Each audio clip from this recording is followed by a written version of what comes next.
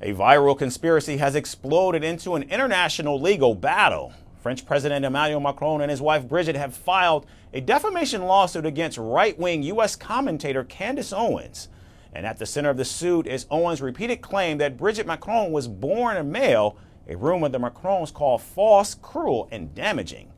Now, the case filed in Delaware accuses Owens of launching a global smear campaign to grow her podcast audience.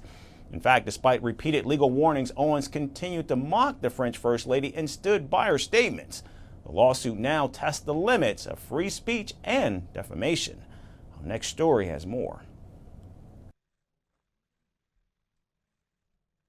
French President Emmanuel Macron and his wife Brigitte Macron have filed a lawsuit against American right-wing influencer Candace Owens, accusing her of spreading a bizarre and damaging conspiracy that France's First Lady was actually born a man. It was filed on July 23rd in Delaware Superior Court.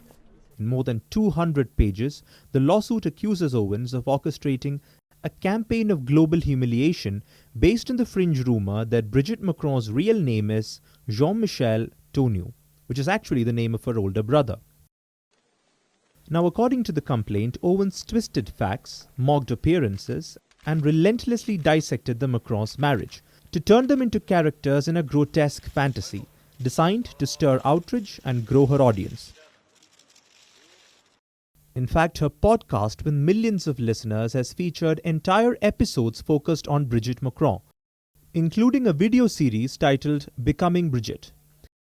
In fact, in March 2024, she even declared she would stake her entire professional reputation on her belief that Brigitte is male. Now, the Macrons say they gave her every chance to walk it back. They claim Owens was served with 3 formal retraction demands. All were ignored. And when Brigitte reportedly refused, Owens repeated requests for an interview. The podcaster turned up the volume, ridiculing the French First Lady and even called her a pervert.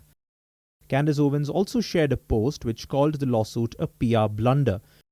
She went beyond the gender-related conspiracy and accused Emmanuel Macron of being placed in power via a secret CIA plot. You are officially a very goofy man, Brigitte. But I got to give it to you, you've definitely got balls. Fire everybody around you, and I mean literally everyone around you who told you that this was a good idea, that this was a very good idea for you to be the first sitting first lady of a country to file a lawsuit against a journalist of another country. Then, in a joint statement through their lawyers, the Macrons made their position clear. The podcast series spread verifiably false and devastating lies, including that the Macrons are blood relatives committing incest. This was never about journalism. This was about harassment, cruelty, and a calculated effort to provoke pain and boost her brand. We gave her every opportunity to back away from these claims, but she refused. It is our earnest hope that this lawsuit will set the record straight and end this campaign of defamation once and for all. But the courtroom terrain won't be easy to navigate. In the United States, the bar for defamation involving public figures is sky high. Thanks to the New York Times versus Sullivan precedent, the Macrons must now prove actual malice, that Owens knew the claims were false or acted with reckless disregard for the truth. Now, that's no small task, and legal scholars are skeptical. I think that President Macron is going to have a very difficult time with this libel suit. And the reason for that is really simple. Under U.S. law, public officials are required to prove actual malice, knowledge of falsity, reckless disregard for the truth. Owens, on the other hand, unsurprisingly, is already casting herself as the victim. Her spokesperson called the lawsuit an attack on the First Amendment by a foreign government, framing Owens as a lone truth-teller battling the elite. And now, she's facing off against the Élysée Palace. As lawyers prepare for war and podcast episodes keep dropping, one question remains louder than the rest. What happens when conspiracy collides with presidential power, and the courtroom becomes the battleground?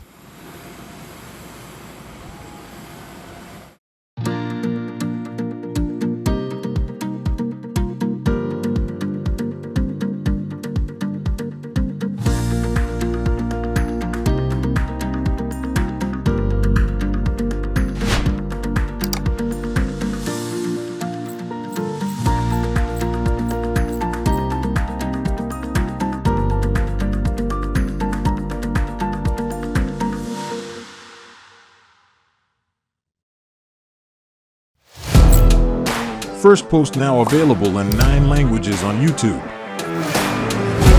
English, Stands at $36 trillion. French, Le FMI, comme German, Geschäftsführenden Direktur, Hindi, $30 trillion ka karjo. Indonesian, Pemerintah tanpa pemeriksaan. Italian, Skali radikali.